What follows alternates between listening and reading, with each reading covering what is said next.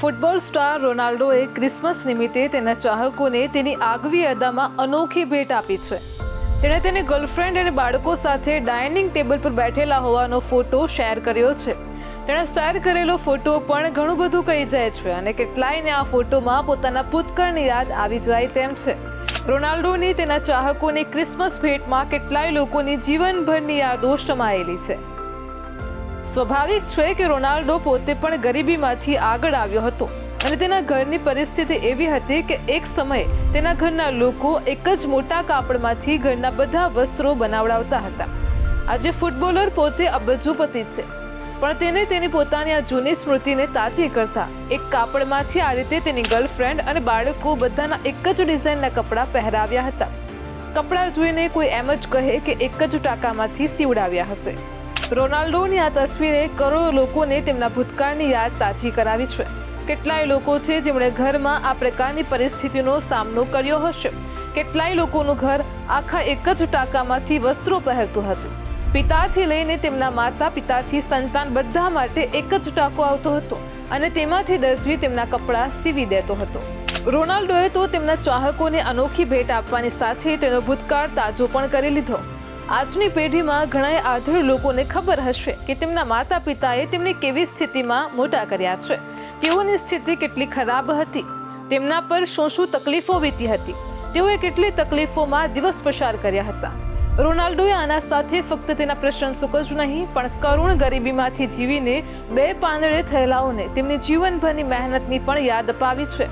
રોનાલ્ડોની આ તસવીર એક ફેમિલી તસવીર કે સ્ટારની તસવીર જ ન રહેતા એક યુગનું પ્રતિનિધિત્વ કરતી તસવીર બની ગઈ છે.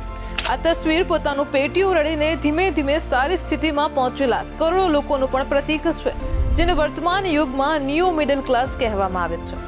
તો ભારતમાં રોનાલ્ડોએ બતાવ્યું તેવી સ્થિતિ છે. દરેક કુટુંબ ગામડેથી દોરી લોટો લઈને આવ્યું હોય છે અને પછી શહેરમાં આ કુટુંબ અત્યંત દારૂણ સ્થિતિમાં વર્ષો વિતાવતું હોય છે અને તેના પછી તે ધીમે ધીમે બે પાંદડે થાય છે.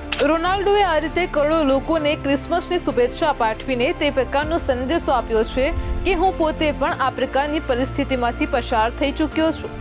આજે પણ કરોડો લોકો આ પ્રકારની પરિસ્થિતિમાંથી પસાર થતા હશે, પરંતુ તમારા જીવનમાં સવાર ચોક્કસ આવશે. આ પ્રકારનું અંધારું કાયમ નહીં રહે. તમારા જીવનમાં પણ પ્રકાશ આવશે. તમારી પોતાની મહેનત ને તમારું નસીબ તમને આ સ્થિતિમાંથી ઊંચા લાવશે. તેના પછી તમે પણ તમારા સારા દિવસોમાં મારી જેમ જૂના દિવસોને યાદ કરીને આ રીતે વસ્ત્રો પહેરશો. આમ રોનાલ્ડોની આ તસવીર લોકોને જીવનની મુશ્કેલીઓ વચ્ચે હકારાત્મક અભિગમ સાથે જીવન જીવવાનો સંકેત આપે છે. દરેક વ્યક્તિ જીવનમાં આશાના તાંતણે જીવતો હોય છે. રોનાલ્ડો એક ઉદાહરણ છે. ભારતમાંથી પણ જોઈએ તો સચિન તેંડુલકર જેવા ખેલાડી એક મધ્યમ વર્ગમાંથી ઉપર આવ્યા છે. આવું જ વર્તમાન ક્રિકેટર વિરાટ કોહલી અને રોહિત શર્મા તથા ભારતની ક્રિકેટ ટીમના વર્તમાન ટીમના બધા ખેલાડી અંગે પણ કહી શકાય. તો ભારતની વર્લ્ડ કપ જીતનારી ટીમનો કેપ્ટન મહેન્દ્રસિંહ ધોની પણ આવું જ એક ઉદાહરણ છે.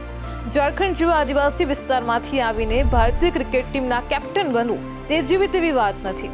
તેણે અભિમન્યુની જેમ કેટલાય કોઠા વીંધ્યા હશે અને ત્યારે તે આ સ્તરે પહોંચ્યો હશે. આ રીતે દરેક સામાન્ય માણસની સ્થિતિ અભિમન્યુ જેવી જ છે.